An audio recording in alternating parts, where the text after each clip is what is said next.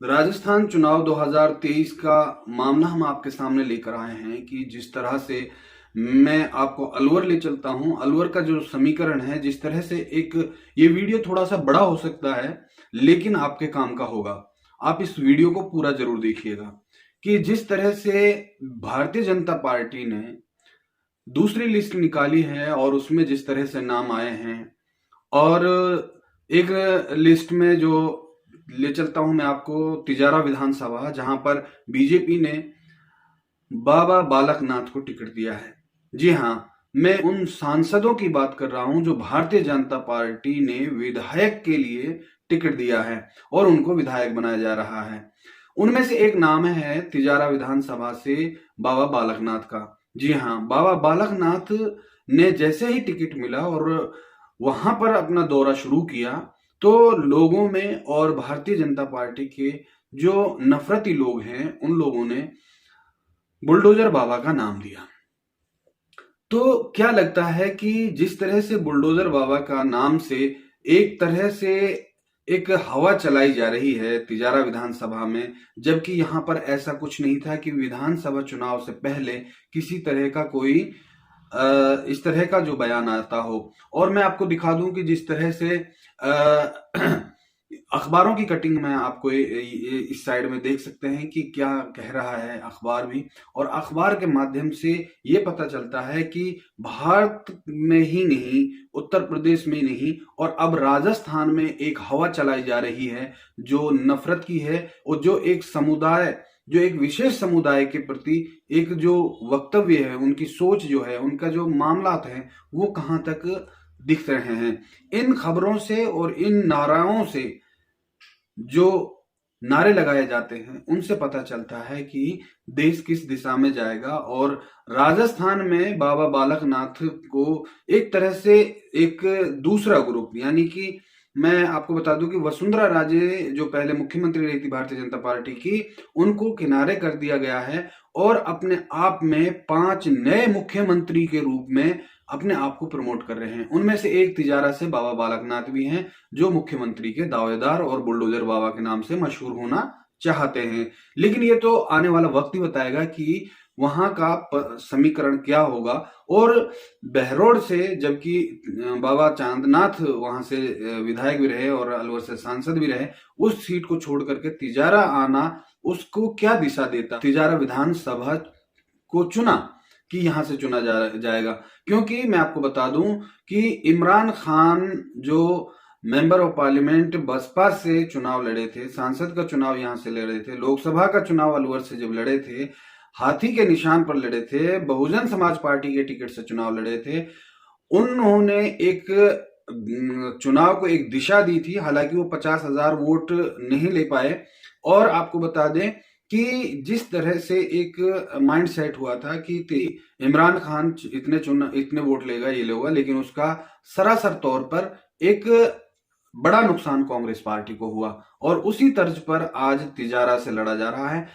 Bahujan Samaj party के वही इमरान खान हैं और भारतीय जनता पार्टी से वही बुलडोजर बाबा के नाम से मशहूर होने चाह रहे बाबा बालकनाथ भी चुनाव मैदान में हैं। तो समीकरण जरूर बिगड़ेगा और ये तो भविष्य की बात है कि परिणाम क्या निकलेंगे। लेकिन फिलहाल इतना मामला खराब हो रहा है कि वहां पर नफरतें हो रही हैं। दूसरी तरफ यादव समाज, जो बाबा बालकनाथ के समाज का ही एक समाज है, जो पहले यहाँ से विधायक रह चुके हैं और अपना एक बड़ा कद रखते हैं भारतीय जनता पार्टी में, उन्होंने भी निर्दलीय चुनाव लड़ने का ऐलान कर दिया है और समाज को, सर्व समाज को लेकर के वो चल रहे हैं। उनका क्या रिएक्ट होगा आने वाले चुनाव में, ये भी भविष्य की बात है। लेकिन मैं आपको लेके चलता हूं राजस्थान की जिस तरह से मुख्यमंत्री की दौड़ में लोग लगे हुए हैं, उसमें एक बाबा जो बालकनाथ जो है, वो एक अपना अलग एक दिशा देना चाह रहे हैं। जबकि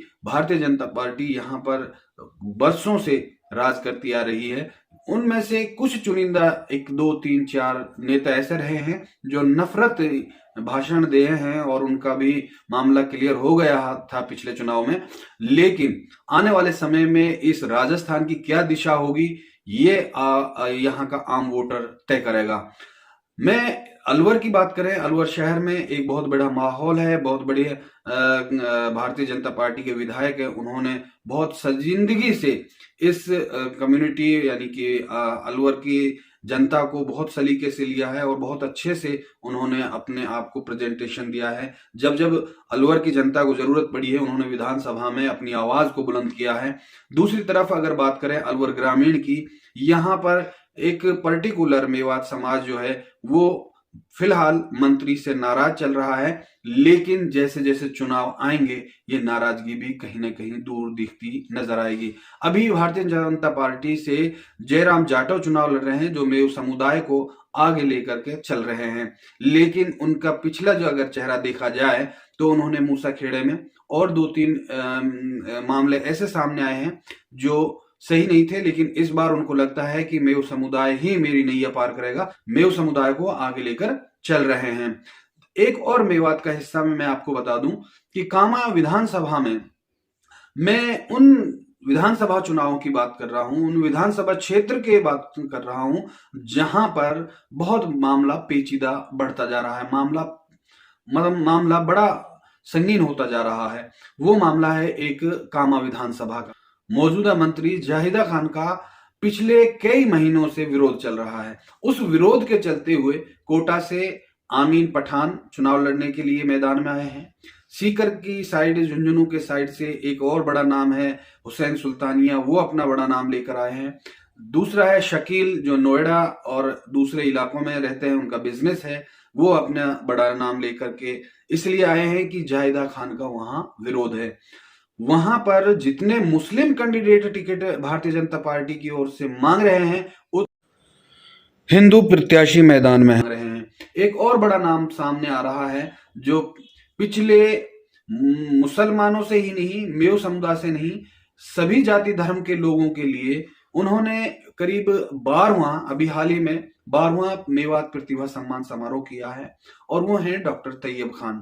डॉक्टर तैयब खान ने अपनी पत्नी यास्मीन डॉक्टर तैयब खान को मैदान में उतारा है, और वहां पर 4-5 महीनों से जो तस्वीरें सामने आ रही हैं, कई नेताओं को हमने देखा है, कुछ नेता तो अब पिछले 1 हफ्ते से बिल्कुल ही गायब हो गए हैं, लेकिन यास्मीन डॉक्टर तैयब खान आज भी लोगों के संपर्क में है, और जिस गांव में जाती है वहां सैकड़ों लोग उनसे जनसंपर्क करते हैं और सपोर्ट करते हैं।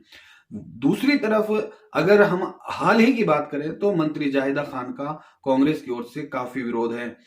कांग्रेस में कई लोग वहां टिकट मांग रहे हैं, लेकिन भारतीय जनता पार्टी के मुस्लिम उम्मीदवार इस बात को लेकर के अपने समीकरण जमाए हुए हैं कि इस बार यहां की जनता कुछ विशेष करना चाहती है और कांग्रेस के पक्ष में अपना विरोध जता रही है। लेकिन एक तरफ अशोक गहलोत जिंदाबाद के नारे लगते हैं, लेकिन अगर हम दूसरी तरफ देखें तो जाहिदा खान के मुर्दाबाद के नारे लगते हैं। कहते हैं कि कांग्रेस से बैर नहीं, जाहिदा तेरी खैर नहीं। इस तरह के जब बयान आते हैं तो जनता में कहीं ना कहीं एक बड़ा रोष है। इस रोष को कब तक कितना कम किया जा सकता है, ये अब ज्यादा टाइम नहीं है, क्योंकि अब तक जाहिदा खान जब मंत्री रहते हुए, विधायक रहते हुए जनता के बीच में नहीं गई, तो किस मुंह से वो वोट मांगने अपने क्षेत्र के मतदाताओं के बीच में जाएगी। आगे चलते हैं कि नगर में एक और बड़ा मामला है कि यहाँ पर भारतीय जनता पार्टी ने जवाहर सिंह बेडम को अपना उम्मीदवार बनाया। भारतीय जनता पार्टी से रही अनीता सिंह, उसको साइड कर दिया गया है। यहाँ पर एक तरफ कांग्रेस की जीत निश्चित होती जा रही है, क्योंकि बहुजन समाज पार्टी से विधायक बने और बाद में राज्य मंत्री का दर्जा लिए वाजिब अली के मतदाता उनसे खुश हैं और उनको इस बार बहुत ही अंतराल से जीत दर्ज कराने वाले हैं। वहां के लोगों में उत्साह है, जिस तरह से उन्होंने उनको चुना उस तरह से नगर में उन्होंने विकास कराए हैं, तहसीलें बनाई हैं और बहुत सारे काम उन्होंने नगर पालिका सीकरी को बनाया है और बड़े काम उन्होंने किए हैं जो एक विधायक को करने चाहिए। वहां की जनता उसको 10 में से 10 नंबर देना चाहती है और उनको वहीं से में दोबारा पेश करना चाहती है। ये अगर होता है तो ये पहली बार नहीं होगा। ये माहिर आजाद जब विधायक बहुजन समाज पार्टी से बने, फिर कांग्रेस में चले गए और कांग्रेस में रह करके अच्छे अंतराल से वो चुनाव जीते। उसी इतिहास को वाजिब अली दोहराना चाहते हैं और ये निश्चित भी दिख रहा है कि वो इस बार इतिहास को दोहराएंगे। तो मैं इस मेवात में जिस तरह से माहौल बिगड़ रहा है राजनीतिक तरीके से, खासतौर से कामा की बात करें तो वहां मामला खराब हुआ है। तिजारा की बात करें तो भारतीय जनता पार्टी की तरफ से मामला खराब है। यहाँ के जो पूर्व विधायक रहे मामन यादव बाबा बालकनाथ का समीकरण बिगाड़ने में लगे हैं। दूसरी तरफ कांग्रेस ही कामा में मामला बिगाड़ रही है। तीसरा देखने को मिल रहा है कि अलवर ग्रामीण विधानसभा क्षेत्र में क्या समीकरण होगा, ये भी बड़ा मामला है। देखना यह होगा कि ऊंट किस करवट बैठता है। और ये तो निश्चित दिख रहा है कि आप लोगों को कि जिस तरह से हमारे राजस्थान में सबसे ज्यादा जो जाति धर्म से ऊपर उठ करके जो अशोक गहलोत ने किया है वो स्वास्थ्य के बारे में किया है कि आज 1 रुपए भी आपको रसीद नहीं कटवानी पड़ती और आपको 25 लाख तक का इलाज फ्री मिलता है।